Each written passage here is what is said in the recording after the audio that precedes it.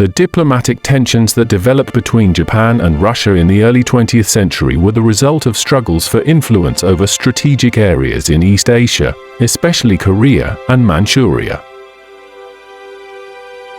The region, which is vital from geopolitical, economic and military points of view, is the focus of attention of major powers, including fast-growing Japan and Russia, which has long projected its power into the region. Japan, after undergoing a rapid modernization process during the Meiji Restoration era, began to expand its influence in the East Asian region. At the same time, Russia had ambitions to control areas that provided easier access to warm waters, one of which was Port Arthur in Manchuria, which was a strategic port on the Pacific coast. Apart from that, Russia also wants greater influence in Korea as part of its strategy to strengthen its position in the Far East. In an effort to avoid military conflict, Japan proposed a series of diplomatic negotiations to Russia. Japan offered a compromise that essentially recognized Russian dominance in Manchuria in exchange for Russian recognition of Japanese interests in Korea.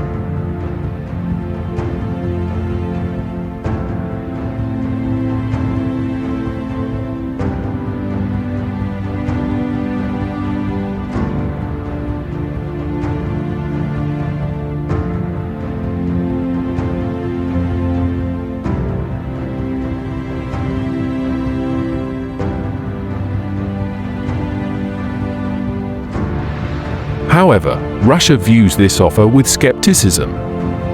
Under Tsar Nicholas II, Russia felt that it had far greater military power and believed that Japan, as a new power on the world stage, did not have the ability to challenge Russia's position.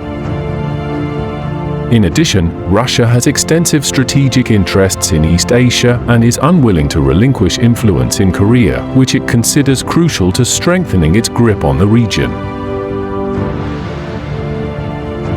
Thus, Russia rejected Japan's offer, which caused frustration on the Japanese side. Russia's refusal to compromise worsened relations between the two countries, with tensions rising as both sides' territorial and military ambitions grew. Japan, feeling unfairly treated and belittled by a great power like Russia, saw this rejection as a direct threat to their national interests. On the other hand, Russia considered itself the dominant power and did not see Japan as a serious threat. When diplomacy failed to resolve their differences, these tensions quickly turned into military conflict.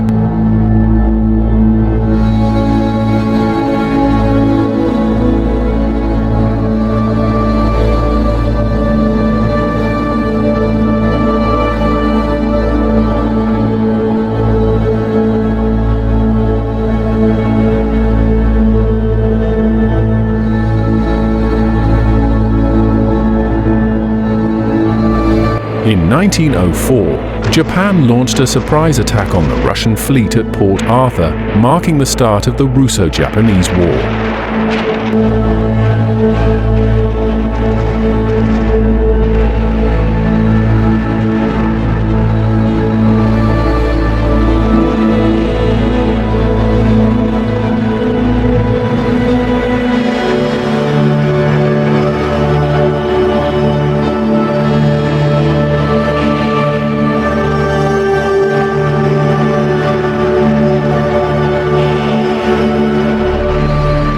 This attack took Russia by surprise and marked the start of the conflict.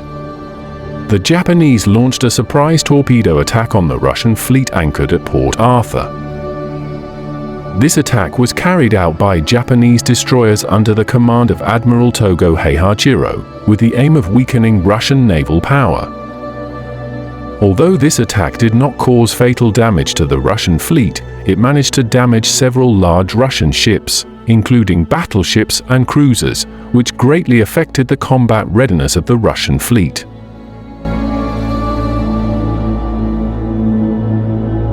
The next day, on February 9, 1904, the main Japanese fleet made a major naval attack on the Russian fleet, marking the start of the Battle of Port Arthur and officially starting the Russo-Japanese War.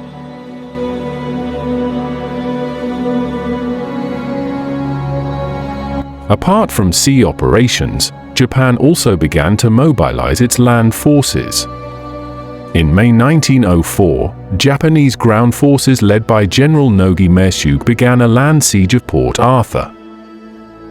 Japanese troops moved through the Liaodong Peninsula and surrounded the port and surrounding forts. Russian troops, led by General Anatoly Stessel, defended fiercely against persistent Japanese attacks, taking advantage of reinforced fortifications and difficult terrain.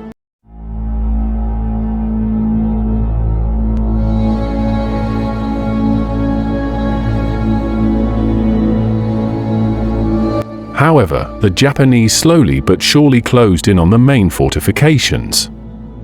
During these sieges, the Japanese utilized heavy artillery and systematic siege tactics, while the Russian troops often experienced low supplies and low morale.